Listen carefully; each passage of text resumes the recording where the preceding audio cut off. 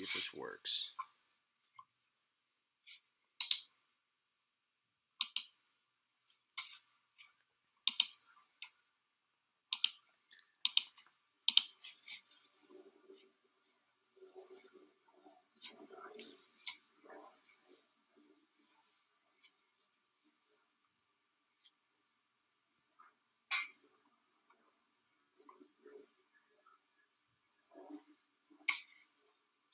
All right.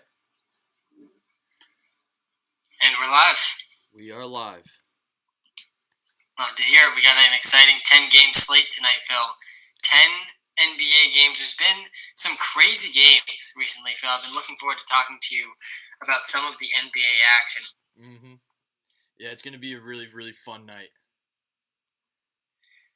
And for those of you that haven't enjoyed the stream yet, I'm here with Phil, the self-proclaimed king of Twitter, the head of the WalterPicks Twitter account. My name is Sam, CEO of the WalterPicks app. And we're here to break down all things NBA for you tonight. We're going to go through DraftKings and Fanduel, what we're doing on the DraftKings and Fanduel slates tonight. I'll show a few of my favorite lineups. We're going to be breaking down a bunch of the player props. We got 2 props identified by Walter tonight, both of which, Phil, have already seen at least 1 point of line movement, which some people complain about. For me, I love to see it, because if you've subscribed to the push notifications, you knew at 11 a.m. that these things were going to see some line movement. So that's honestly an encouraging sign for the 2 props tonight. Yeah, they're really 2 really strong props, 2 really strong players, and I think they're going to go well. Walter's on fire, so you can't count him out right now. Yeah, I mean, he's been over 70%, our AI algorithm, over 70%, I think, over the last 16 picks, something insane like that. We went cold for a little while, and the people that really stuck with us have been getting rewarded very, very well. We've been over 70%. We're over 62% on the season on over 140 prop picks, Phil, and I don't think people realize quite how difficult that is from the sports betting perspective to be over 62% accurate on really any betting. We're dealing with like minus 110 to minus 120 lines here. I mean, it's very, very encouraging for the future of the NBA algorithm. Yeah. No, in my tracking sheet, I think I'm hitting it at like an average of like 115, 116 right now.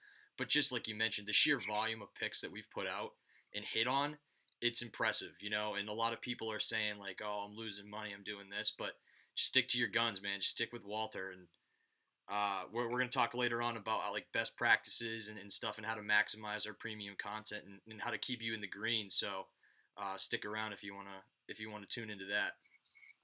Yeah, and I'll be sharing my favorite prop that Walter identified later in the show as well. I'm very confident about that one tonight. I got a decent amount of my max bet is on that one tonight.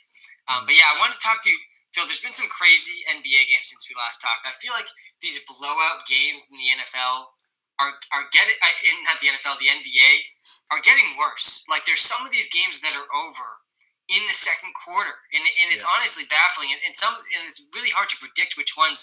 I think like common thing with props is trying to avoid the ones with a big spread, which I think makes sense. But for example, I mean, we saw the Grizzlies since the last time we talked. I think it was this past Sunday. The Grizzlies beat the Rockets by 49 points. Yeah. 50, was it 59? It was over insane. 40 points. Yeah. I mean, 133 to 84. And that Rockets team has a tough matchup tonight with the Brooklyn Nets, which we're going to talk a lot about. But, I mean, I think you got to like the Nets in this one. It's only a 10-point spread against a Rockets team who's going in shorthanded again. So you got to go with the Nets. Shorthanded. And it's James Harden's, I wouldn't call it a revenge game, but it's his first game back in Houston. It's a game that's going to mean something to him in a city where he played so well for so many years. I think the Brooklyn Nets are a shoo-in to get the victory, and I think I'm pretty confident in saying they're going to cover that 10-point spread. It wasn't my NBA pick of the night, but you got to think a team that strong, and the Nets have been on an absolute tear of late. They're scoring the ball. They're actually playing defense, which is something that really hurt them earlier this year. So you got to go with the Nets, Sam. You got to go with the Nets. But the Grizzlies point that you brought up, they're a team that also blew out. I wouldn't call it like a big blow up, but they blew out the Wizards last night. They handled them very, very well. Ja Morant. Jamorant cashed with ease. Early third quarter. I love watching him play, man. He's an absolute force in the paint. If he can just learn how to hit threes at a little higher of a clip, like he's a great player. Yeah. On the offensive side of the ball, at least. The development for his game has been totally understated in the national media, and it's something that we're going to see for years to come. Agreed. He's still young, and I want to get back to this Nets game, and specifically James Harden. I feel like one of the more overlooked aspects of James Harden, and maybe it's not as overlooked these days, but it's his passing. Man, he's averaging 11 assists per game. Like, he is one of the best passers in the league. His ability to draw defenders and find the open guy, and I kind of like his assist line tonight. Walter didn't identify this one, but if we look at his lines tonight, his over-under for points is 29.5. It's kind of a lot for a guy who's averaging 25 points a game. Obviously, it's within reach for him at all times, but his assist line to me is much more fair, 11 and a half, right around where he's averaging. He's coming off of 15 assists a game, and I feel like I really like his ability as a passer as kind of an underrated aspect of his game. If we're talking about the three tiers, scoring, rebounding, and passing, James Harden is a top 3 player regardless.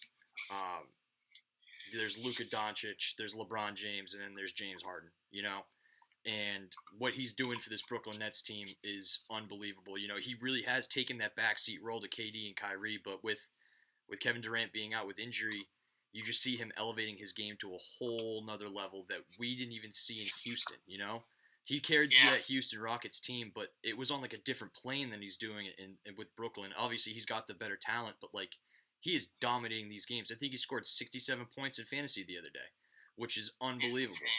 So yeah, and I think he's gonna be.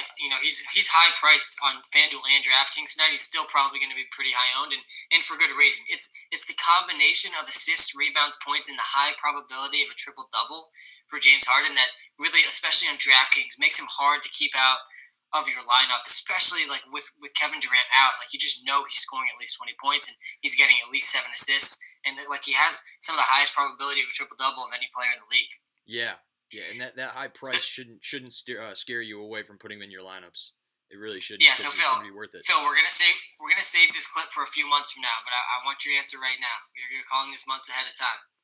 All right. Do the Brooklyn Nets have a legit chance to beat the Lakers in the finals?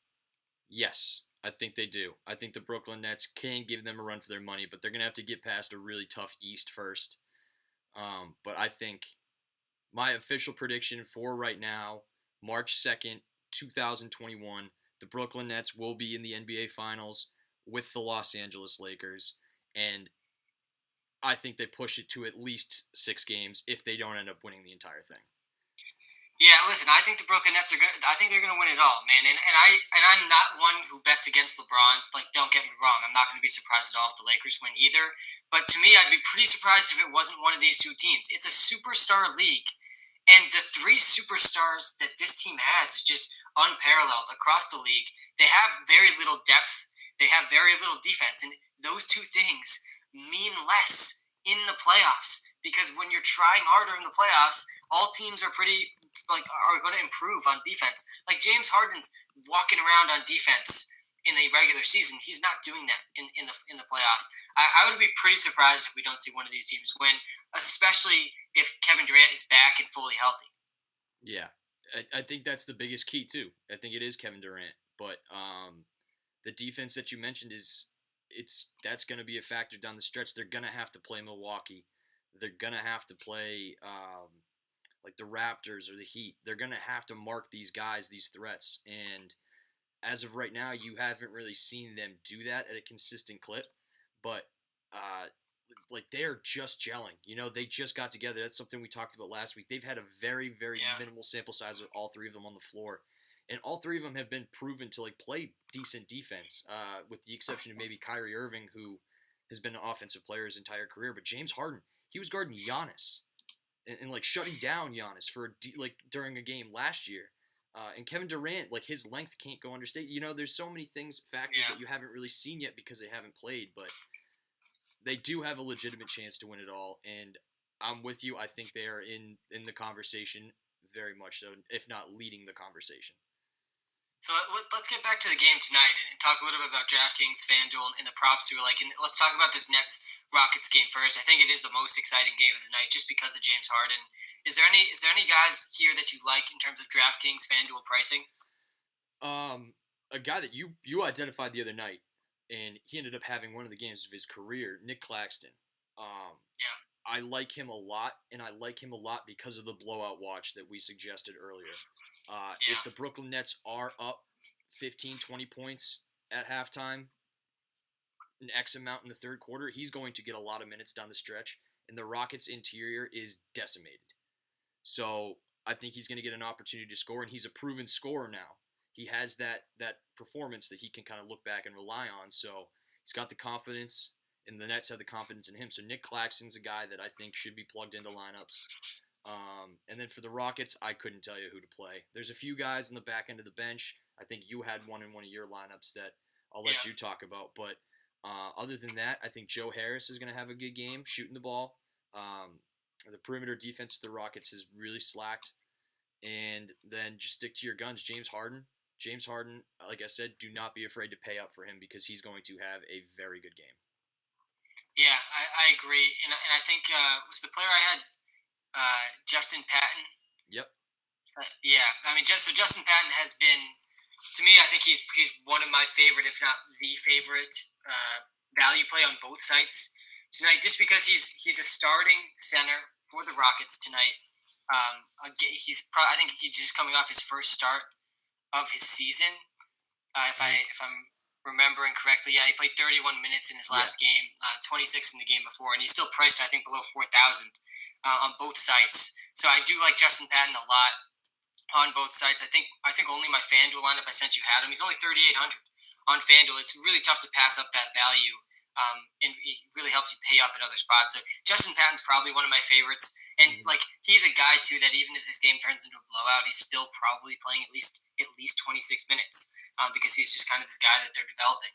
So I do like Justin Patton in the spot tonight. And the Nets they have DeAndre Jordan, but they haven't been that good against big men this season. So I'm a big fan of him in terms of value, and then I also like James Harden. I think that James Harden's triple double probability, like I was saying earlier, makes him a guy you just need to consider. Like when I'm going through and I'm picking my pool of players using our DFS optimizer, there's very few times I scroll over James Harden's name and don't at least have him to see if Walter can come up with a lineup that he likes. Yeah. Yeah. There's a lot of people on the back end of the Nets bench. Like that's the thing about these blowouts is that you don't want to expect it, but in a game like this, you have to kind of predict it. So that's why I'm targeting a lot of guys on the back end of the Nets bench that I think are going to perform very well. Joe Harris doesn't really fit that description too well, but I think he's going to get a lot of minutes. And then maybe the Nets give a couple of guys different looks heading into the All-Star break. Maybe get their guys some extra rest. So it's definitely a game that it's going to be fun to watch just because of the Harden storyline, but it might not be the best basketball game on tonight. Yeah, yeah, agreed. So let's move to another game tonight. Phil, which game are you most excited to watch? There is a game that a lot of people aren't going to talk about, but it has a lot of, with the All-Star break being so quick, it's a very meaningful game for this team. The Indiana Pacers and the Cleveland Cavaliers, who are kind of on opposite skids. The Cavaliers just came off a 10-game losing streak, and now they've won 4 straight. The Pacers are in the midst of one of their worst stretches of the season. They've dropped 4 straight, and now they need to turn it around for the All-Star break and build some momentum. So 2 teams kind of with opposite mentalities who both really, really want to win this game, and 2 teams that see each other a lot.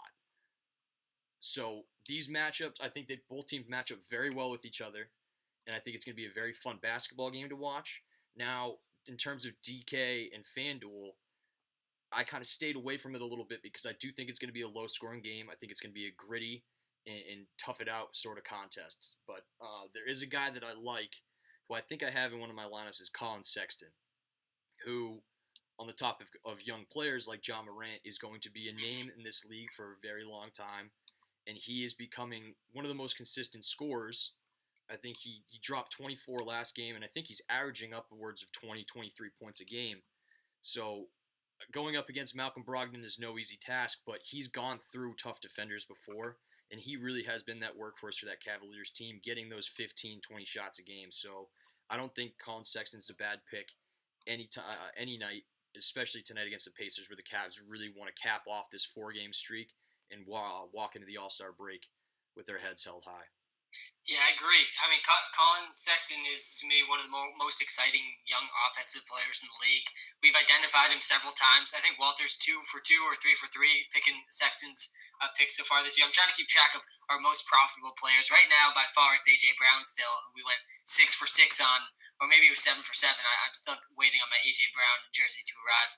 But Colin Sexton, his over-under is 24.5 points tonight, and Walter has him projected for exactly that, 24.5 points, and he can very easily go over that any given night. So yeah, he's a great DFS option, and his pricing I feel like has been pretty fair. Like some of these guys' prices that I've really liked a lot this season. LaMelo Ball, for example, a guy that I've probably had in my lineups more than potentially any other player so far this NBA season. LaMelo Ball just had a huge game. His price jumped by 1,000 in one day. Like his price was $1,000 less. I think it was on DraftKings just 2 days ago, and now it's 1,000 higher, and it really does. You got to take into account what these salaries are, because it really is a big part of the game. So I'm off LaMelo Ball now in terms of DFS, but Colin Sexton is a guy whose price really hasn't creeped up that much, despite him being a very consistent offensive guy. So yeah, I like the Sexton call. Yeah, I've never seen him above 82, 8,300, maybe even if he got that high. Usually he's around like the 72, 75. And he's a guy that's going to get you that production. And he doesn't have that much triple-double watch, but he can rebound the ball and he can pass the ball. So he's going to get points on 3 different levels. Yeah. But then another guy that we talked about last week who I like a lot tonight is Jared Allen, J.A. Yeah. Another tough matchup going against the tandem of Miles Turner and Domantas Sabonis, but he is an absolute stud, and he is absolutely 100% now the anchor of that defensive backcourt for the Cavaliers, but that defense transitions into offense real quick. So I don't know what your thoughts are on him, but I love Jared Allen. I don't know if he's quite worth the 8,100 tonight, but definitely if you have some extra salary and are looking to bolster your front court and your DFS lineups, he is a fantastic option. Yeah, I mean, I'm a big fan of Jared Allen too, but to me, price is just a little bit too high for some of the guys who can get cheaper. And again, I mentioned my favorite value of the night is Justin Patton, who's just way cheaper. Obviously, not the same ceiling as Jared Allen by any means, but at the price, I think I'd prefer paying down at Patton so I can pay up. I really like paying down at the small forward, power forward, center positions, and paying up at the point guard and shooting guard a lot of the times, just because like some of these point guards and shooting guards, and there's some small forwards that are examples too, but some of the guys in those positions are just night and day ahead of the other guys in the position group. So I like, for example, we're gonna get to the Warriors game, but like I basically jammed Steph Curry or Zach LaVine into almost every single one of my lineups tonight because their upside, like these high scoring guys' upside, is just absolutely insane. Like either of those guys could go over 40 points tonight. Yeah, and then on the Pacers end of that game, don't pay up for Malcolm Brogdon. Very streaky player right now. And then I'm kind of avoiding Domas Sabonis just because you said that price point is way too high going up against a defensive center like Jared Allen. Yeah. And then Miles Turner, not too crazy about him. The only guys that I'm really targeting on the Pacers side of the ball, TJ McConnell's always a great value. He's proven to score, but he's kind of another questionable point scorer, fantasy point scorer. But other than that, Justin Holiday may be a good option, but I think the Pacers are really hurting right now. They're struggling to find their identity and catch some momentum. So I'm staying away from the Pacers in my lineups. But I don't know if you identified somebody that you like in that game or on that team at all. No, I think we covered it. I think I want to talk about the game I think I'm most excited for tonight, and that's two playoff teams, two teams that I feel like a lot of people have picked as sleepers kind of in the NBA in general, and it's the Utah Jazz and it's the 76ers, and I'm excited for this one. The Philadelphia 76ers are 2.5 point underdogs in this game. I think they can definitely win this game. I'm picking the Sixers as an underdog against the Jazz tonight. Listen, the Jazz are a great all-around team, but one of the, if not the hardest player to defend in the NBA right now, Phil, is Joel Embiid. And he didn't even have the craziest game last time out, 24 points, but they kind of blew out the Pacers in that game. They ended up, Shake Milton actually led them in scoring, which I don't think has happened in any other game this season. Ben Simmons, I also think, is taking this team to another level with his willingness to shoot the ball and drive at the rim. Like if Ben Simmons and Joel Embiid stay aggressive offensively and are taking the vast majority of shots on this offense, I don't think there's a team that the Sixers can't beat any given night. No, and the Jazz showed that they can be beat the other day when the Pelicans, they dropped them, I think 120, 115, something like that. Pelicans put together a really good performance, and they kind of exposed them in a lot of ways and showed the kind of the NBA world what teams need to do to beat them. But that's not discounting the Jazz at all. I agree with you. I think the Sixers are going to be able to handle this tonight. But it all comes down to Joel Embiid and Ben Simmons, as you mentioned. And I know there's so many other candidates, better candidates for most improved player, but Ben Simmons is showing that he deserves that award. I think he might have won it already, but he's improving all over the place this year. Not his 3-point shot, but just his ability to lead a team, ability to take a game over, ability to score and make plays. It's just becoming like you're seeing him take another step in his evolution. So um, the 76ers caught some flack a couple of years ago for not building a team, not giving people giving Joel Embiid and Ben Simmons shooters around them. But now that they have Seth Curry, now that they have Korkmaz and guys like Tobias Harris too, they become such a different team. And they're a deep team, and they are a team that can score in a lot of different ways. So Yeah, and right now, number 2 in the MVP race, it's Joel Embiid, right behind LeBron James. If you were to go bet on it on any sports book, number 2 in the MVP race is, in fact, Joel Embiid. And yeah, I think Ben Simmons has played actually a pretty big role in Joel Embiid's success this season too. It's much harder to double Joel Embiid if Simmons is going to drive to the rim. So I agree with that. And I feel like Joel Embiid, you take him away from the 76ers, and they are probably a bottom 4, bottom 5 team in the NBA. Yeah. You can probably say the same thing about the Lakers with LeBron, but I think that argument also works with Joel Embiid. Yeah. Yeah, and I'm getting a question on YouTube right now. Is it better to use the lineup optimizer by selecting every player or just by selecting high-value players? And I think the answer to that is selecting. I don't know what he means by selecting every player, but you gotta select people at different price points. You definitely want to mix in your high-value players. Get about, what would you say, like 7 or 8 high-value guys? Yeah, so the way I do it, so if you're going on FanDuel and you're going to go position by position, to me, I choose between 2 and 5 players for every position, making sure in each position there's at least one guy that's in like the 4,000 to 6,000 range. Because obviously you can't have all just the high price players or you won't get any lineups at all.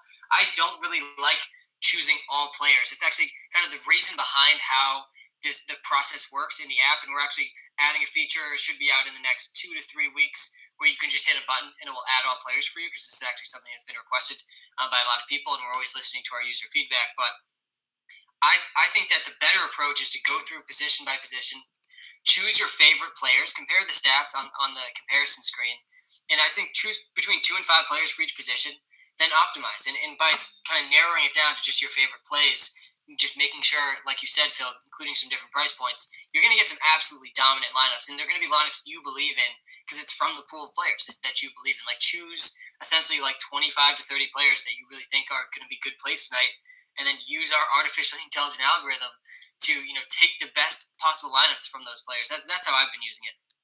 Yeah, and I definitely think that's a good strategy. I've kind of jumped around the board trying out different strategies. Like as you'll see tonight, I kind of have a different looking lineup that I'm hoping goes well, but you never know. But yeah, I think that's the best strategy going forward is you texted me today and you said add 3 to 5 players from each position group. Add in your mix of high value and low value players. Maybe identify a few extra low value players just in case you want to make a decision, and then base it on that. And the biggest thing is looking at the matchups and doing your own research and not blindly following. Because I think Walter is a very accurate tool, as it's proven to be. But I think a lot of your own decision, your use with Walter can be amplified by your own knowledge and doing your own research. Yeah, and I also think my personal favorite feature of the DFS optimizer. Again, you can find that in the WalterPicks app on the iOS App Store.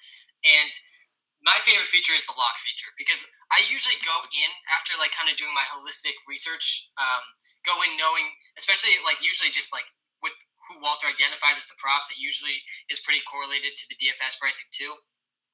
Going into the night, like I know I want at least these one or two players in my lineup, and so I'm going to lock those guys in and then build my lineup from there. That's exactly what I did with Steph Curry tonight. I did it in some cases with Zach LaVine tonight. There was some lineups. Even I did it with the center that I mentioned, who I think is the best value, Justin Patton. I said, all right, let's just lock my favorite value play of the night into center. Now I don't have to worry as much as I'm going through about finding those low value players. Like I think that might even be the best use case of the lock screen is go find your two favorite values, like below 4,000, lock those guys in, and then you just have to kind of choose your favorite high price players and hit optimize. Yep, yep, absolutely, and that's the way that I was able to squeeze in. I got Luka Doncic, and then I also got another guy who I like, who we'll talk about later. But yeah, And I think last I saw, Doncic was updated to doubtful for tonight, so you might have to update that lineup. The headline that I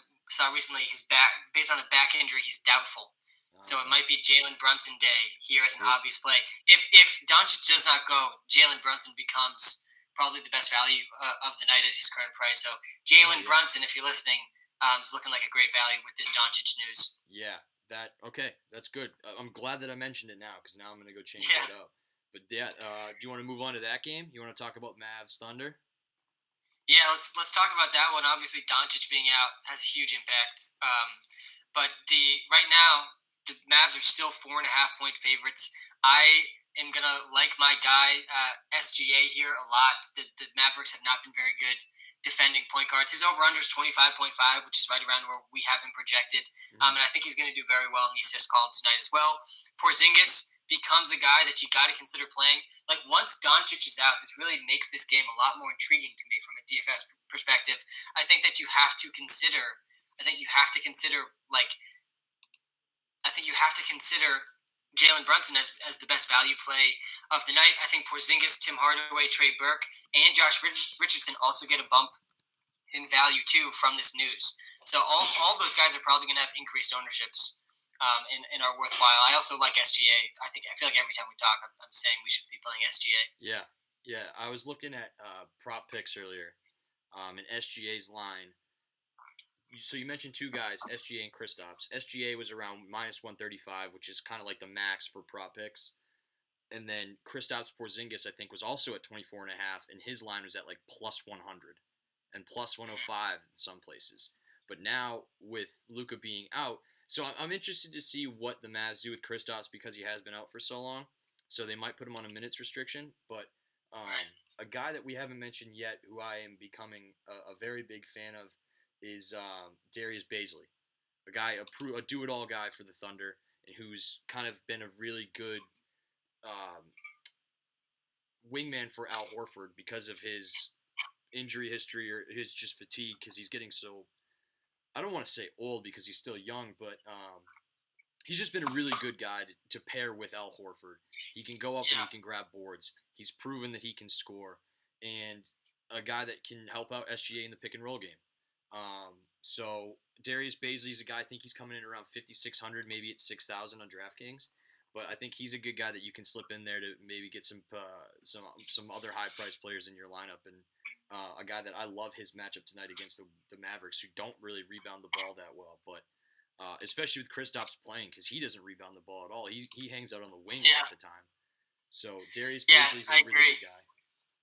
I really like Porzingis' spot tonight too. I think that your concerns are valid with the minutes restriction. He played 32 minutes his last time out against the Mavericks, and I feel like he really didn't need to play that many minutes. So that's a good sign for him.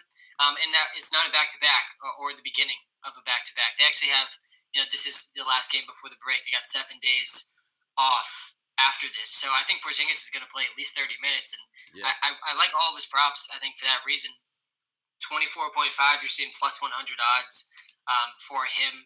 The Thunder haven't been that great against centers this season. They're, I think, bottom 10 or bottom 12 in the NBA. And Al Horford's never been the strongest defender down low. Mm-hmm. So I like Porzingis a lot tonight. I think you can definitely consider him in DFS at the power forward, center, or util positions.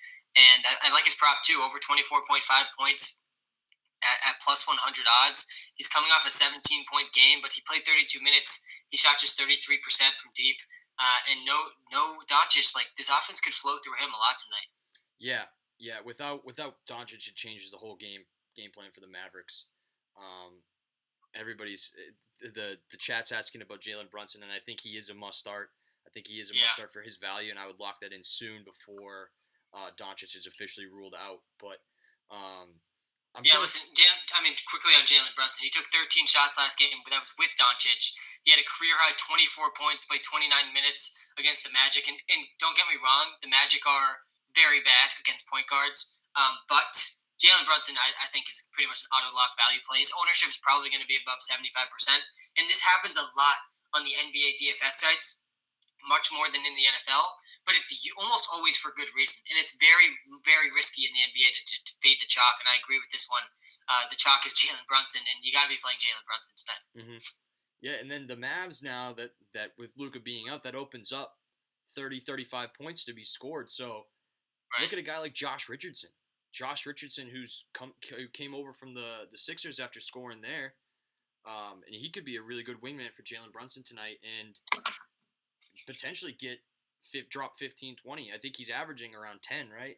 I can look it up right now. 12.7 points per game. So he's a guy that has a lot of added value with that injury too. So I think that's the talk of this game is without Luka Doncic, can the Mavs find enough scoring from their perimeter guys and all guys who are underneath that 6,500 price range on DFS sites. So I think those guys right there, you're going to find a performance in there that could potentially get you a lot of points and be that value play of the night. Yeah, and what do you think about the Mavericks still being 4.5-point favorites in this game? Would you take the Mavs as 4.5-point favorites in this one? I don't know because the Thunder are very hit or miss.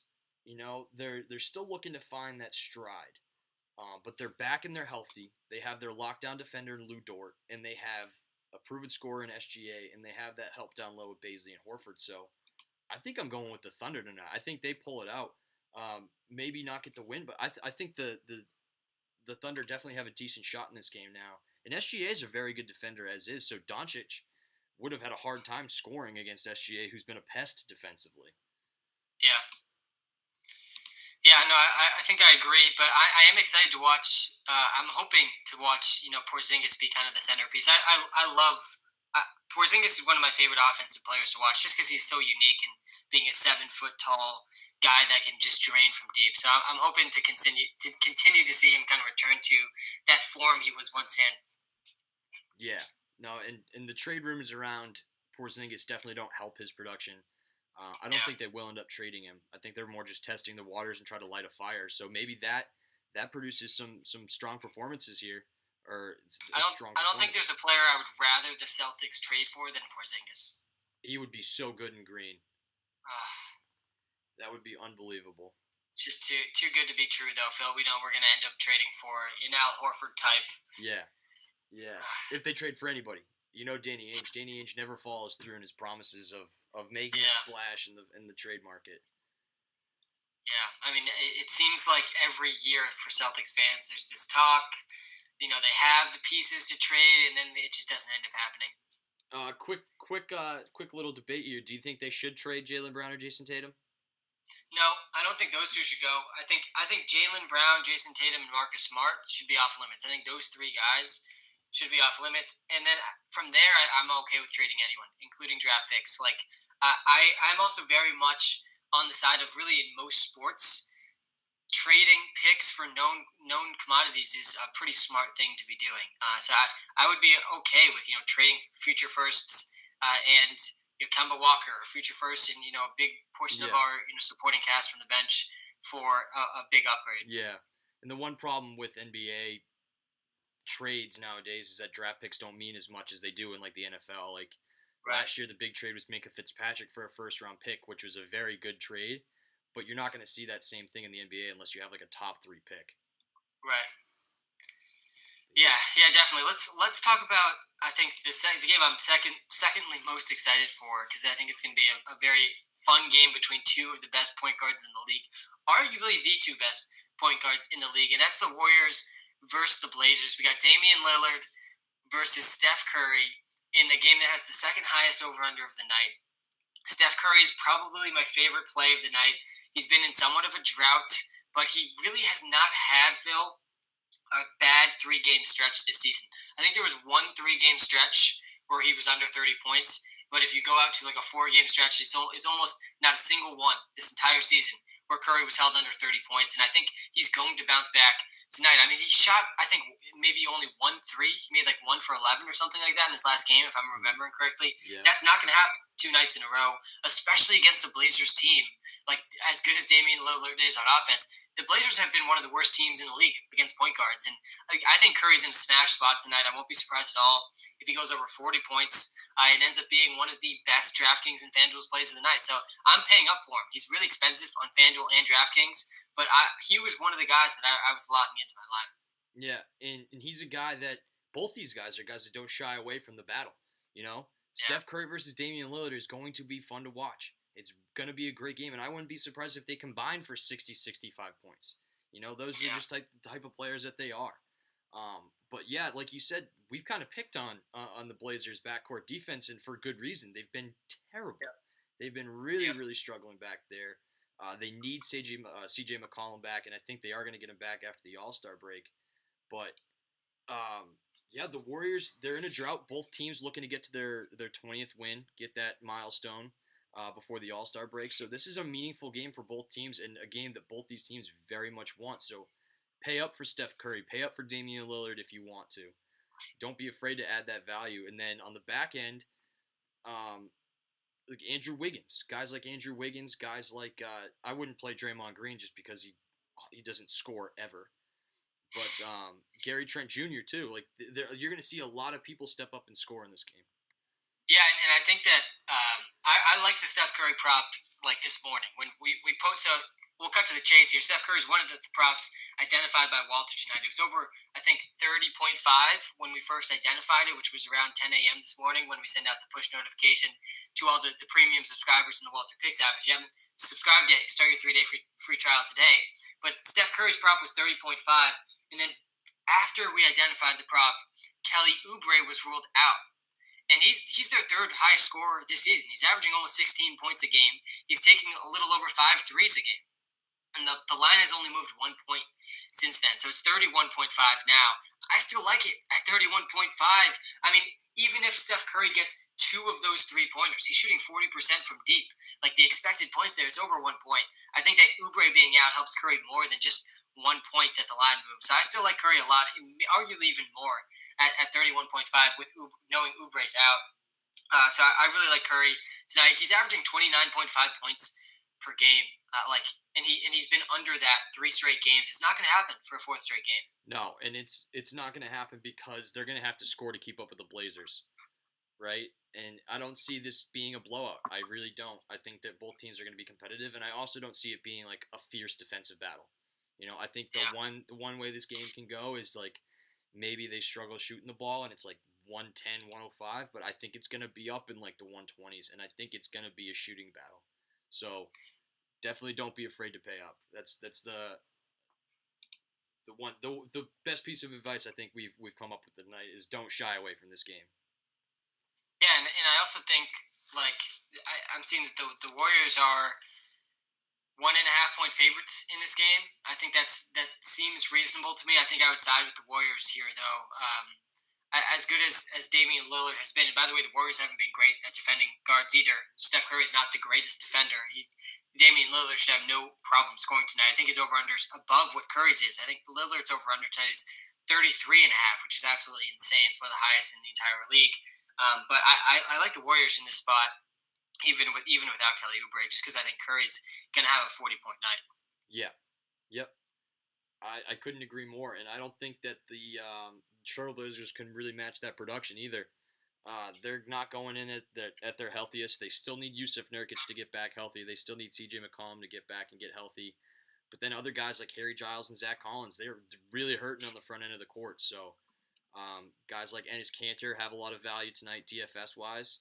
But I don't think the Warriors are going to have any problem pulling out that 1.5 point spread. Yeah, I definitely agree. And I think this is probably going to be the most exciting game of the night, if not for that Sixers game versus the Jazz. Let's talk a little bit about the other late night game tonight, which is the Lakers versus the Kings. And this game is a contending team versus the Kings, but the Kings are actually favorites in this game. They're 3.5 point favorites over the Los Angeles Lakers. And this is why the NBA is just a little bit ridiculous to me. The Lakers are, clear favorites for the title, and the Kings are 3.5 point favorites against the Lakers. And I know that they're dealing with all sorts of injuries, but can you explain this one to me, Phil, like on five? I think this one boils down to injuries too. LeBron James is out. Anthony Davis is going to be out. Marc Gasol is going to be out. Alex Caruso is a game time decision. Jared Dudley's a game time decision. And Kyle Kuzma's a game time decision. So there is, I think now the Lakers just became my favorite DFS value team. Horton Tucker, a guy that we talked about a little bit off screen, and I think you identified him, or we had him in our top value players for the night. He's going to get a lot of minutes. Dennis Schroeder is going to get a lot of minutes. Yeah. And then Kentavious Caldwell-Pope, Wesley Matthews, like there's all these guys now, but the Kings, I'm glad that you said what you did about the Kings, because the Kings are very much still the Kings. Like they're not a team that's going to compete for a title right now, but they are one of the best scoring teams in the league. And I love Buddy Hield. I love De'Aaron Fox, and I love what they've put together with guys like Rashawn Holmes and Marvin Bagley too. I can't tell you enough how much I love watching the Kings play, because they shoot the ball at an insane clip, and they're always raining down. So if they're hitting, they're hitting, and we talked about them I think a little bit last week. With I forget who they were playing. I think they were playing the Hornets, maybe. But yeah, I can't. To be honest, I can't explain the -3.5. I still think the Lakers are going to play a very good basketball game, and it's going to be close. But I think the Kings are going to give them a run for their money. If anything, I'm trending towards the over, even though the Lakers might not score that much. But that over at 233 seems very attainable for a game that looks like it could be either a shootout or bust. Yeah, I like the over here. I think. Listen, the Kings. I understand why they're favorites with no LeBron, no Anthony Davis, likely no Kuzma, no Marc Gasol, and Buddy Hield is questionable. It looks like he's going to play. Jabari Parker questionable, but I think he's going to play as well. I'm not as certain about him, but to me, the values on DFS are probably the most exciting aspect of this game. Dennis Schroeder is one of the best value point guards. I think he was in one of the lineups I sent you earlier, Phil. And I also think one of my favorite value plays, and I know I've talked about a couple of them now, but another one of my favorite value plays is Markieff Morris, who we know likes to shoot the ball. He could be their second highest scorer in this game. That would not shock me at all, up against a Kings team that's been the worst defense in the league. All around worst defense in the NFL. They have the worst defensive rating.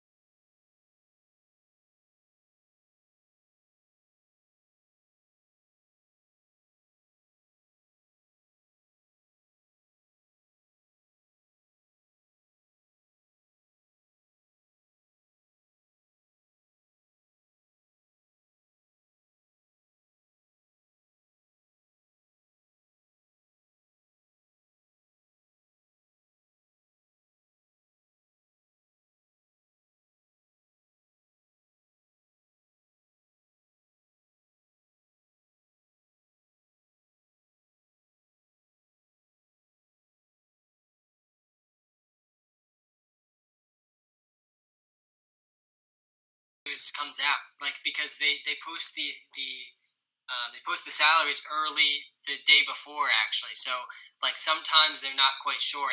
And the only issue with the Kings, everyone, and why I wouldn't be so sure they're a lock, they do have the worst defense in the NBA. The Knicks a few nights ago put up 140 points on them. The problem with the Kings is they could put up 130 points and still lose games.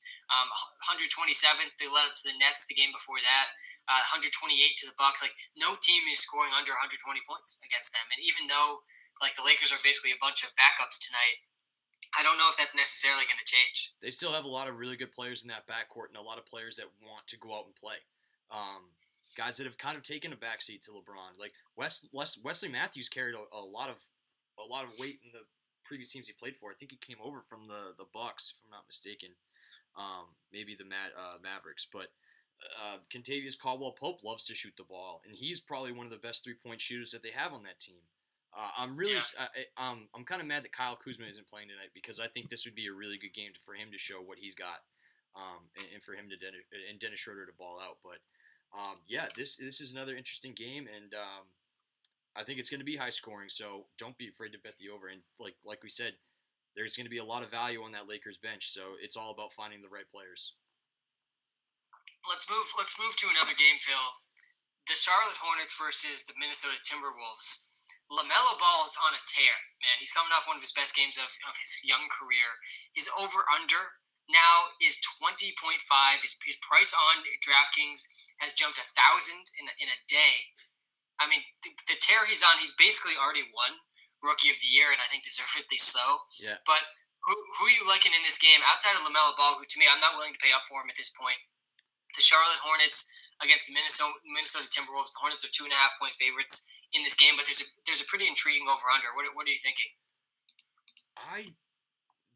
One of my value picks that I played tonight comes from this game, and it comes because Gordon Hayward and Devontae Graham. I think Gordon Hayward's trending out right now. I'm not sure if he is going to play, but going along with LaMelo Ball, the Hornets backcourt is probably one of the deepest backcourts in the league. They don't have a lot of star power back there. I think they will down the road, but LaMelo Ball, Terry Rozier, Devontae Graham, and a guy named Malik Monk, who we haven't talked about a lot, but college basketball fans know what he did with Kentucky. And a lot of people have started to look towards Malik Monk because of his shooting ability. And a lot of that is thanks in part to LaMelo Ball, who has come out and taken a lot of defensive pressure off that backcourt. And he can drive and he can dish. And when Malik Monk is open on the wing, there probably isn't a lot of threats bigger right now than Malik Monk. So I like him, and I like him going against the Timberwolves team that has no idea what they're doing. Ever since Saunders got fired, they've been even worse. I think they dropped 4 straight. I think they're in the middle of an 8-game skid, and I think they've lost all 4 games since they made that coaching change. So Malik Monk is definitely one of my favorite plays tonight. And then PJ Washington scored 42 the other day out of nowhere. So the Hornets team, like, when you look at this game, just like on an app or if you scroll by, you're just like, there's nothing here. There's a lot of good value DFS-wise in this game. So I like Malik Monk, and don't be afraid to start PJ Washington, who's probably going to come out and get those 15, 20 points. I wouldn't be expecting another 42, but yeah. I don't like LaMelo Ball at that price. I'm still a little – it's like the whole fantasy football thing. I hate drafting rookies, but you have to because there's so much production that comes out of these young guys. So I think that's just maybe my internal bias, like drifting away from LaMelo Ball. I think he is at like 8,100, 7,800, right around there. Yeah. So I'm scared, but I think he's very much worth it. Yeah, and I think that it's important to differentiate like the different strategies for the different types of contests. If you're playing a head-to-head or 50-50, to me, like, you definitely cannot be playing LaMelo Ball at this price because he's going to be very low owned, and it's going to be harder to fit in some of those safer guys. But if you're in a tournament, I think you can mess around a little bit with LaMelo Ball because he does have the upside. In tournaments, you're just really thinking about upside. You need everything to break your way. In a tournament, you're aiming for the chance to actually get that top prize because those tournaments are very top heavy in terms of their payouts. And you want to have an upside chance at becoming first place. Like, that's really where the tournaments are valuable. And LaMelo Ball has that upside. Like, LaMelo Ball can get a triple-double. He can get 10 assists. He can drop 30 points, and he can get 10 rebounds. And that it would be worth it at that price still, especially considering he's got not many people are going to be paying up for him tonight. Yeah, that's a very good point. Somebody in the chat asked, did the Warriors mess up by not picking LaMelo Ball? And I said, short answer, yes. But you also don't know. I think the Warriors did mess up by not drafting LaMelo Ball. Think about all the things he could be doing on that team now with Steph Curry. And when you got those, like, Draymond Green's going to protect him. Like, he could have fit very, very well on that team. So I think the Warriors are kicking themselves a little bit right now. I think a lot of the league, I think, is kicking themselves for undervaluing just how good Lamelo Ball was going to be. I don't think people realized how good of a 3 point shooter he was going to be. I think a lot of people assumed that he was going to take time to develop that deep shot, and that's just not been the case. Yeah, I couldn't agree more. And comparing him to Wiseman's dumb because they play two different positions. But if we are going to compare him to James Wiseman, like James Wiseman hasn't done much. Obviously, there's been injuries and he's had some breakout games, but like he has nowhere near the amount of production that Lamelo Ball has, and he hasn't shown as much as what he can do at this level than as Lamelo Ball has. Like he can do it all, man. Like he really can, and he can play, and he can flat out play. And I'm kicking myself too because I was one of his doubters. You know, when I saw him like projected as the second pick or third pick overall, I told a lot of people like I think that's going to be one of the biggest busts, but I was totally wrong. Yeah, I definitely think a lot of people are kicking themselves about LaMelo Ball now. And I want to just touch on one thing you mentioned earlier. Gordon Hayward is playing tonight. He's probable with a hand injury, which I guess downgrades your value play a little. But I still don't hate the value play there that you mentioned. I also think if you're going to be paying up for center, Karl Anthony Towns kind of always has to be considered. He's also a guy that has one of the highest probabilities of a triple double every single game, just with his rebounding and points ability. Obviously, he's not the biggest passer, but he's still like his over under for assists is still 5.5. So he has one of the biggest probabilities from a center's perspective in terms of a triple double, and he's one of the highest double double probabilities too, which gives him a boost on DraftKings. Yeah, and PJ Washington, Cody Zeller really don't have an answer for him in his skill set. But staying on the Timberwolves side of the basketball, I don't think there's a lot of options in terms of Timberwolves players. But one guy I really like is the number 1 overall pick for sticking to rookies, Anthony Edwards, who has taken over D'Angelo Russell's scoring crown, and now he's that guy getting those 15 shots a game. So I like Anthony Edwards tonight. He is kind of his price is trending upward. I think he's at 6,800 right now, 6,900. But averaging over 15 points a game. I think that's well over 16 points a game since D'Angelo Russell's been injured, and he's shown how he can play. And I think he's a guy that the Timberwolves want to continue to build around. So they're going to give him as many shots as he welcomes. Yeah, I really like that call out. I mean, Anthony Edwards' over under is 20.5 points now. He took 22 shots on Sunday. Like he's really a big part of this offense. He took 22 shots. He didn't shoot very well. He still finished with 24 points. And he finished with 21 points the game before that. So I don't hate, even inefficiently, he's getting over this 20.5 mark. So I don't hate that line on the prop tonight for Anthony Edwards. Mm-hmm. And Gordon Hayward, speaking defensively, Gordon Hayward isn't the strongest, and when he's dealing with that hand injury, he's going to be very cautious using that. So, yeah, let's transition to the other Ball brother, who's been, I think, every time on stream I've been mentioning.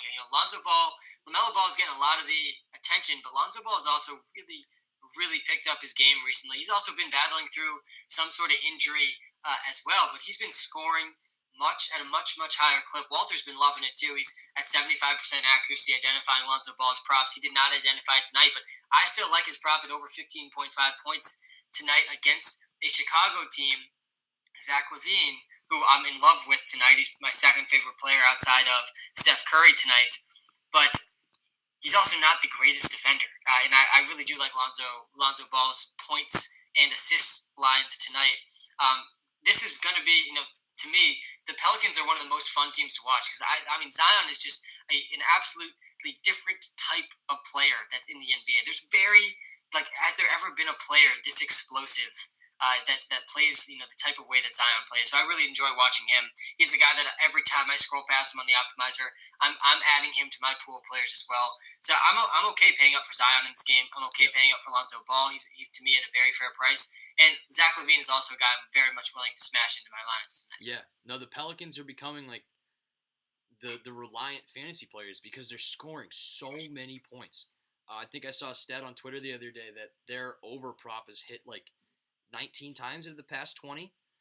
So that's one of the picks that I identified tonight. Or not identified, I picked tonight as one of my favorites. And Zion is a big reason of that. And the Bulls interior is going to have a hard time down there. And I think the thing that makes Zion so strong is that they do have that power center in Steven Adams, who can go up and get boards and clean up and allow Zion to stay strong offensively. So I think Zion is well worth his price. I think I saw him at around 8,200, if I'm not mistaken, Yeah. maybe a little bit higher.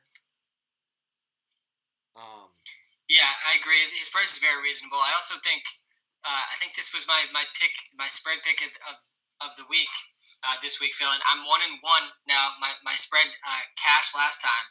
My first spread I think was the Miami Heat. That one missed. So I'm 1-1 now. I'm keeping track of my record against the spread, which is of course much harder against the spread. I've been working on an algorithm, by the way, for this for quite some time, and I think it's getting close, Phil, but it's not quite there. But I'm 1-1 so far, and tonight it's the Bulls that I like, and I like it for a lot of the same reasons I like Zach LaVine. I think Zach LaVine is going to have a fantastic game against a Pelicans defense that really has not done very well defending point guards this season. They've allowed the fourth most points per game. Sorry, not the point guards, the shooting guards this season. mm-hmm. And LaVine put up 46 points against them just 3 weeks ago. And he's coming off somewhat of a slump. He scored below 25 points in 3 of his last 4 games. This is not something that is going to last for very long for Zach LaVine, who's averaging almost 30 points a game. And he's still scored at least 26 points, Phil, in 77% of his games. So just to remove his last 4-game stretch, he was averaging over 30 points a game. Yeah. I really like LaVine tonight, and I like the Bulls to cover the spread, if not win the game. Zach LaVine he's shining, like he's just shining right now. Just got elected to his first All-Star game. He's gonna go out and ball out there. But yeah, like you said, he's gonna get the volume. You know he's gonna get the volume. He's gonna shoot the ball 25 times a game, and he's going up against a team who just does they don't really hang their hats on defense. They hang their hats on scoring points. And they make a lot of mistakes. Even Stan Van Gundy came out the other day and he said that they're a team that's going to go and rely on their scoring to bail them out of a lot of the mistakes that they make because I wouldn't call them a young team, but they're just this is a team that really hasn't had a lot of experience playing together. So I like the Bulls too. I think the Bulls, 6 points is a lot of points in a game that's going to be a shootout. So going down the stretch, don't be surprised to see it be a 3-4 point game, and don't be surprised to see Zach LaVine have 35, 40 points. Yeah, I'm with you. I think the ceiling is just too high to ignore for a guy like Zach LaVine in DFS. Yeah, absolutely. His price is a little bit higher too. I think 99,000. Yeah. I mean, it's up there. It's right around 9,000 tonight. But again, the ceiling is like the floor ceiling combo. To me, his floor is 26 points. His ceiling is he scored 46 against them last time. So it's really the combination for me. Yeah, I agree. And then Zion Williamson is also my guy. But we really haven't talked much about Brandon Ingram, who's kind of taken a back seat to the Zion hype. Yep. But sneaky again. He's been great. Yeah, I think he's averaging right around 20, 25 points a game. And he's scoring at an insane clip and an insane rate. But you really don't see it because he does it in such a quiet way. And I keep saying the word sneaky, but he is very sneaky about the way he can score. And he chips in a lot of 2-point buckets. He's a big jump shooter. But he's not that guy that's going to go and get that insane highlight that you really see on Twitter when you're just kind of perusing on your phone. So Brandon Ingram's another guy that's led them to this recent uptick in performance. I kind of feel like Ingram is like a slightly worse version of Jason Tatum. That's kind of how I picture him. He's similar, mid-range shooter, not quite as good at threes, and maybe not he's kind of a quieter type of player, especially because he's not the best player on his own team. But he's good, man, and he's going to be one of the good, bright future players for this team. And I think is one of the reasons this team's so exciting. We have him projected for 24.3 points tonight, right in line with his prop. It's about 25.5. And yeah, I have him, I think, on at least one of the lineups I sent you tonight. He's been one of my favorite value plays in DFS because he does have pretty good assist and rebound numbers. He's getting 5 to 6 rebounds and assists per game too. So he's been a pretty good all-around fantasy scorer. Yep, couldn't agree more. Consistent too, very consistent. There's not a lot of games where he's down and out. All right, there's 2 more games we've got to touch on before we go through our lineups for the night and give our picks and just kind of summarize. We got about 20 minutes left on the stream. First, let's quickly touch on probably the least exciting game of the night, the Detroit Pistons versus the Toronto Raptors, even though it's least exciting, there's going to be at least one player from this game, Phil, that ends up being a pretty valuable DFS asset, and I think that player is going to end up being my pick for that player is Chris Boucher. I think he's going to end up being the best DFS value from this game. Who's your pick? Jeremy Grant. I like Jeremy Grant. I've talked about him a lot. Good scorer, kind of all the Pistons have right now. Oh, wait, he's out. Never mind. And he's out. This is the NBA, and he's out. Yeah, like it takes me like 2 scrolls to get through the Pistons injury lists. There's a lot of injuries in this game. Jeremy Grant, questionable. OG Anunoby is out. Fred VanVleet is out. Patrick McCaw is out. Pascal Siakam is out. Malachi Flynn is out. There's a ton of injuries in this game. The Pistons projected starters. We got Dennis Smith Jr., Wayne Ellington, Sadiq Bey, our lock of the night the other night, and Dom Bowe. I can't say his name correctly. All 5 of those guys are probably decent values in DFS given their prices. Yeah. Sadiq Bey, guy we identified last week, and last week was a really big hit with Sadiq Bey because I think he stopped scoring after he hit the 12.5, which was I think he hit it pretty early. I think he got it in the third quarter, and then he just stopped scoring, which was music to my ears. I even think he might have left that game for a few minutes. Like, it looked like he might have gotten injured and left, but then came back, hit a 3 for us, and then it was quiet the rest of the night. What do you think about Norman Powell? I like him. I mean, he's been scoring very, very efficiently. He's the projected highest scorer in this game. His over-under is 23.5, which is right around where Walter has him projected. I think he has the highest scoring ceiling of probably anyone in this game. And I picture, back to that last thought about Bid, going to the locker room. I feel like some of these times, Phil, these guys know Walter identified them. They're like, oh, shit, I got to get back out there. Walter identified me. I got to hit at least one more 3, and maybe that's what happened with Sadiq Bey. All right, so we talked about this Pistons-Raptors game. The last game I think that we have not discussed yet is the Hawks versus the Magic. What do you think about this Hawks versus Magic game? Big man battle. If Clint Capella plays right now, I see him as a game-time decision, and Vooch plays, I think it's going to be a battle down low, but I am a little weary to pay up for Vucevic right now, just because I don't know how he's going to fare against John Collins, Clint Capella. But if that Clint Capella injury turns out to keep him out of the game, then I would pay up for Vucevic. Other than that, I think Trae Young. I think we got to stick to our guns. Trae Young, he's a guy, a high-priced guy, but he feels disrespected. He came out and said he feels disrespected not being in the All-Star game. So his last game before the break, he's going to try to ball out. Yeah, I agree. I like the kind of last games before the break because I feel like players are trying their hardest because they know they're coming up with somewhat of a little bit of a break. But I think my favorite player in this game is probably Vooch. I've been a very big Vooch fan really this whole season. I think he's one of the more dynamic players in the NBA, and he just goes a little bit overlooked because he's on the Magic. And I also like Fournier. I feel like both of those guys are kind of on my list of player pools. Players because they both have a really, really consistent floor in terms of scoring the ball, and they both have a really high ceiling too because they're these 3-point shooters that are going to have to be trying to keep up with Trae Young and the Hawks. Yeah, and Evan Fournier has been an incredible scorer for them and a guy that really has came out and shocked a lot of people with the production he's been able to put out. But I still think the Magic are a few players away, maybe a few years away from even being contenders. Cole Anthony's a really young, bright young star that I think there's going to be a good player in that system. But for right now, I'm keeping him out of my DFS lineups. So should we run through some of the lineups? We said obviously there's been some injury news since we made these, but I think it's still worth going through them. Yep. All right. We'll start with you are up first with your FanDuel lineup.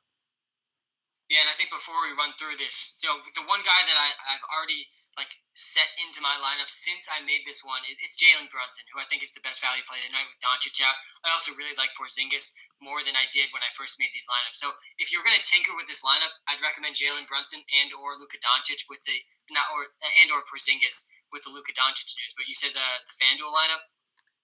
Yep, FanDuel. Yeah, so this one, like I said, I'm smashing in Steph Curry and Zach LaVine into a lot of my lineups tonight because of the ceiling.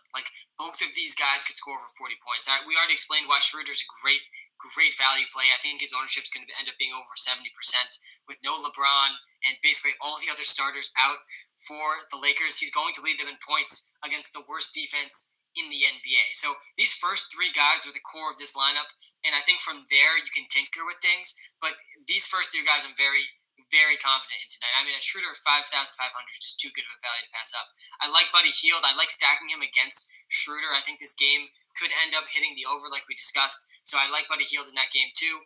Brandon Ingram, we talked a little bit about him. He's been this silent assassin for the Pelicans. His over/under is about 24.5 points, and he's quietly also getting around 5 to 7 assists and rebounds a game too. So he's one of the most consistent fantasy producers.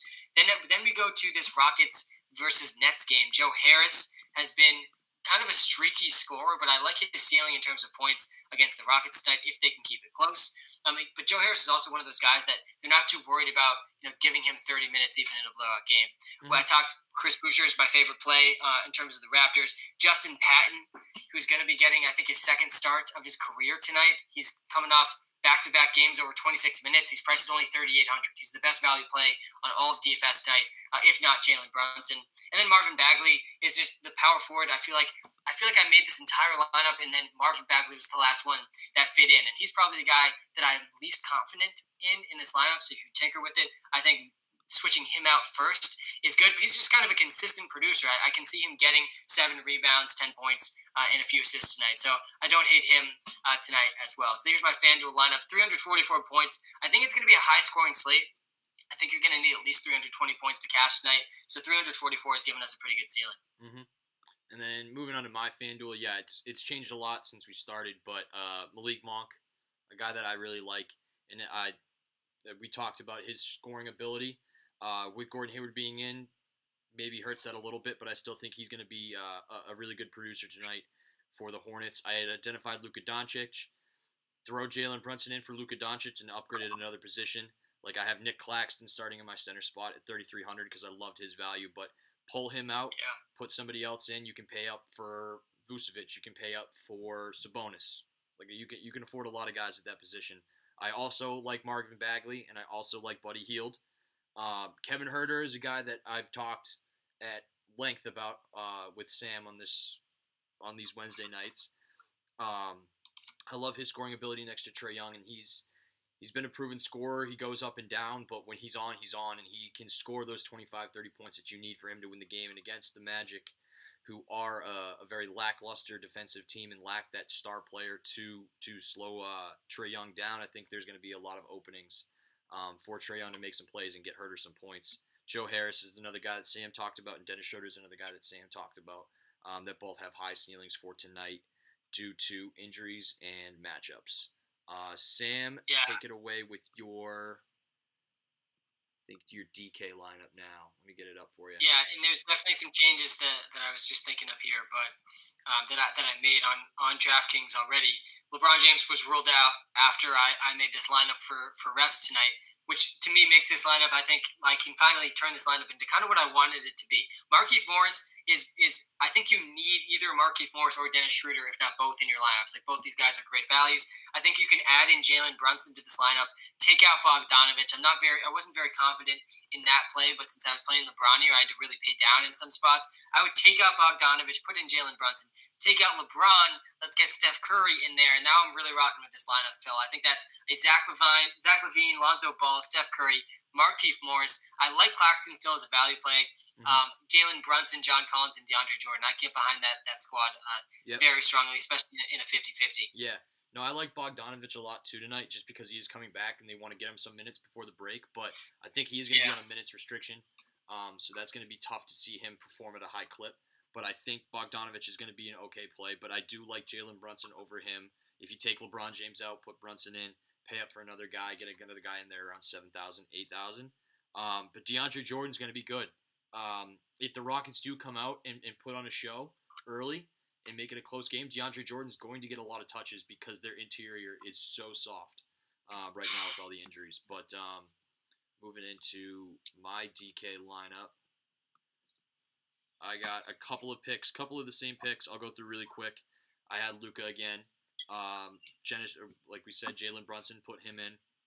Dennis Schroeder, Buddy Hield, Kevin Huerter, LeBron James. Another small forward that we just talked about. I like Brandon Ingram tonight. But another guy, Darius Bazley, who we talked about earlier in the show, I think he's a really good value at that 5,400 mark. And then Miles Bridges, I'm playing the PJ Washington trend alert right now. So PJ Washington just scored 42 the other day. I don't think he's going to match that production. I think he is still going to score about 10, 15 points, but I like Miles Bridges' chances tonight to pick up a couple of points. And then Montrezl Harrell. We didn't even mention him when we were talking about the Lakers game. Montrezl Harrell plays hard, and I think he's going to get a lot of touches and a lot of minutes tonight. So I wouldn't be surprised to see in the box score later him scoring 25 points. So at 65, 6,600, I think Montrezl Harrell is a very, very strong play. And if I can pick his prop tonight, I probably will. Yeah, I like it. Let's get in. That's a good segue, Phil. You're getting better at these segues. Let's segue into the prop. This is in the props are my favorite part of betting is player props. I think it's the perfect transition from fantasy sports to sports betting. You're betting on a single player, a single stat, and I want to talk about my favorite tonight. So you can pull it up. Mm-hmm. And I mentioned him I think a few times throughout this stream, but you gotta lock in Steph Curry tonight, guys. Curry, first of all, I always love the players in really all sports that just have a ceiling way higher than what the prop line is. Like Curry's ceiling realistically is 50 points any given night. He could have 10 points in the fourth quarter and he could still clear 31 points. That's how good of a shooter Steph Curry is. But besides that, Steph Curry, he's averaging his over under when I got this was at 30.5, but it's at 31.5 now because Oubre's out. I think this line should be close to 33.5 if we're being totally honest. I still like it at 31.5. He's averaging 29.5 points per game this season. He's scored under 30 points in each of his last 3 games, but he doesn't have a 4 stretch game under 30 points this whole season. Like, to me, his floor tonight is 30 points, which is insane to say because he's averaging a little under 30 a game. Not a single 4 stretch game this whole season under 30 points, and he's got 3 in a row right now under 30 points. His 3-point struggles just are not going to continue to last. He's also shot under 40% from beyond the arc in each of his last 3 games. He's also not had a 4-game stretch shooting below 40% from deep this entire season. I think you'd have to look back years for the last time he had 4 straight games under 40% shooting, which is right around where he is from deep. He's also in a great bounce back spot against the Blazers defense, who's allowing the 9th most points per game to point guards. Like Damian Lillard is not that good at defense. So we got him projected for 32.2. That was before Oubre was out. I think he's projected a little over 33 now. He's my favorite prop of the night, and I'm most confident in this bet tonight. So I'm locking in Steph Curry over 31.5 or over 30.5, whatever you're finding on your books. Yeah, and I think he's my favorite play of the night too. But just to differentiate the plays a little bit, I took Zion's over, a guy that we talked at length about earlier in his matchup with the Bulls for a Pelicans team who scores at a very consistent clip. I like him tonight. I think his was at about 26, 25, 26. I got him at 26, so I put it up there. But you could have gotten him at 25 points. But I think it's a lock either way. I think he's going to be up around the 28, 29 mark. He's just shooting the ball so effectively. And then my pick of the night too. I think we both evened our records last week. I hit the Hornets, and you hit the Thunder. So we're both evened out after the Heat let us down with that overtime loss against the Warriors. But I'm going with the over 237 in the Pelicans Bulls. I think that actually trended downwards. I think I just saw it around 236. But I still love it regardless. I think that game hits with ease. I think it's going to be about 130, 120, something like that. I think it's going to be a very high-scoring game. So both my picks kind of coincide with the same matchup tonight. But talk us through your pick. Yeah, so I like the Chicago Bulls. And by the way, the team allowing the most points per game to power forwards, Phil, is the Chicago Bulls. I mean, Zion's in a great spot tonight. But I think I saw his over-under around 27.5, which is why I stayed away. But, I mean, he's got a fantastic matchup. Won't be shocked at all if he goes over 30 points. But I still like the Bulls tonight. I mean, they're 4.5-point underdogs, and I like them for all the same reasons I like Zach LaVine. I like Zach LaVine's ceiling tonight. He scored 46 points against them the last time he went up against the Pelicans, and they're allowing the 4th most points per game to shooting guards this season. I don't think they're going to be able to contain him. I think he's going to lead the Bulls to an exciting victory over Zion in his great matchup. So I'm taking the Bulls at plus 4.5, which is kind of contradicting what you're saying. I think this could be a high-scoring game, but I'm going with Zach LaVine. I keep saying LaVine and the Bulls tonight. All right. So your change I have right now. You have the Sixers -3.5. Are you officially changing your pick to the Chicago Bulls? Yeah, I'm putting both of those on for the record tonight. I'm Okay. taking the Sixers. I'm taking the Sixers tonight as well, and I want to talk through that one also. But I wanted to get this Chicago Bulls pick out there as All well. right. So I'm putting two picks on the line tonight. But I do also like the 76ers at +3.5. Okay. I think that Joel Embiid gives the 76ers a distinct advantage against every team in the league, even against Rudy Gobert, who's probably the best defensive center in the league. I'm really excited to watch that matchup. But I think the Sixers win this game, so I like them at +3.5. Okay. That's why I'm rocking with the Sixers as well. All right. So 2 questions for you that we just got in the YouTube chat. Josh asked, Zion over 28. I think that might be too many. I think that's right around where I projected him for. I don't know what Walter's projections were, but I think that's right around where I think he is. So I think it still might be a play. But Steph Curry at 30.5. What are your thoughts on that? Yeah, I mean, 30. If you're still getting it at 30.5, you gotta hammer Steph Curry. I think it's moved to 31.5 in most places since the Oubre news. But Oubre is the third highest scorer on the team. So him being out is no small thing. I think that at least a third of those points are heading Steph Curry's way. So I like him over 31.5. Honestly, like most of the lines. And for Zion, I personally think 28 is a little high. I know Phil likes it. He's averaging 25.5. Again, the matchup here is fantastic. There's no better matchup you could have. He's up against the team allowing the most points to power forwards this season. And we haven't projected, I think, for like 27, so above his average. So I don't hate it, but I think they set this line pretty accurately. Like 27.5 is pretty high. 27 point high. Yeah, it is pretty high. But I'm taking them both. I like them both. I like the value of both of them. So, but another thing I wanted to talk to you about before we finish up, Walter's been on an absolute tear of late. So I think I have him at 16 for 21. That's true, right? I'm not making up numbers. Yeah. 16 for 21 No, over the past 9-10 days. We hit both our props last night. Should have been 3 because I think Derrick Rose was probably one of my favorite plays of the night, but both of them cashed. Yeah. What are your thoughts? A lot of people are asking, Walter's been on a tear. What have you been tweaking? What's going on? What do you think about this?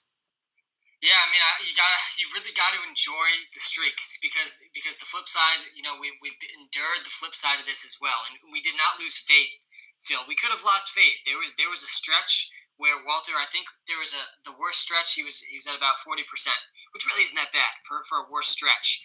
But this is why we endured, Phil, because we trust the process. Dare I say, as I'm betting on the 76ers tonight, but we trusted the process. We have analyzed we have cleaned the data more intensely than really anyone else out there. I've spent personally hundreds of hours cleaning the data to feed Walter the best possible data.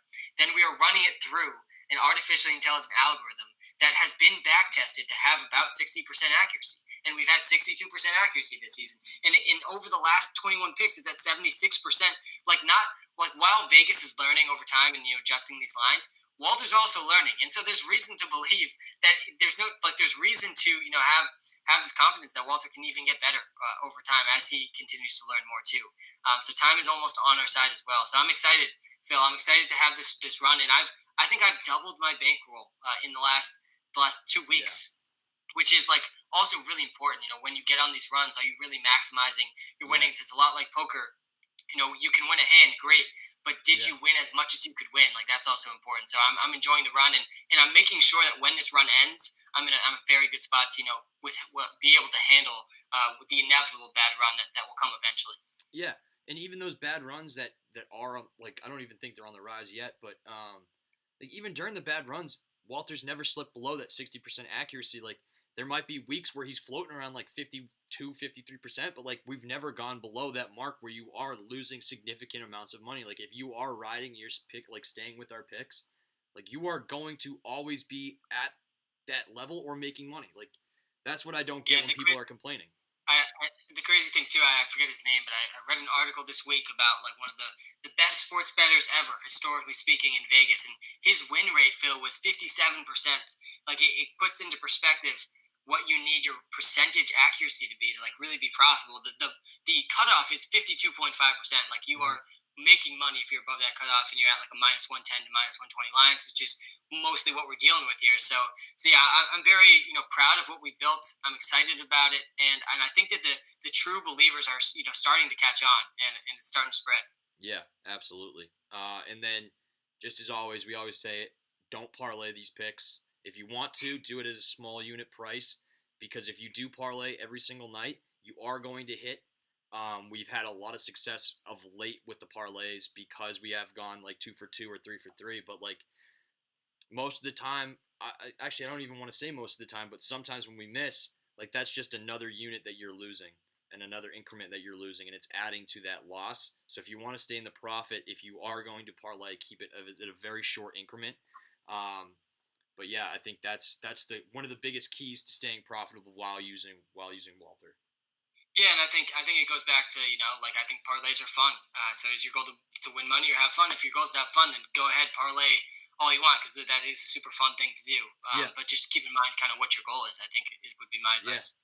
yeah. No, you can also feel it out too. If you like picks one night and you don't like them another, lay off the parlay and then throw it again on another night. So that's something that I've, Yeah. I've I've started to dabble with recently, and it has been fun because it just adds that extra bit of adrenaline into your picks. But I couldn't agree more. Good stuff, Phil. It's been a fun night, and hopefully we can, get some rest ourselves during the All Star break. I know we've been grinding, trying to get this content out for Walter. It's going to be a fun All Star break, and Yeah, we'll be back at it not next Wednesday, the Wednesday after that, right? I think so. Yeah, I don't know when games start back up. I guess we'll have to talk about it this week at some point. But Yeah. yeah, But next Wednesday, there's games. You can find us in the same place. awesome. All right, Sam. Have a good one, and go Steph Curry. Yep. Ride with Walter.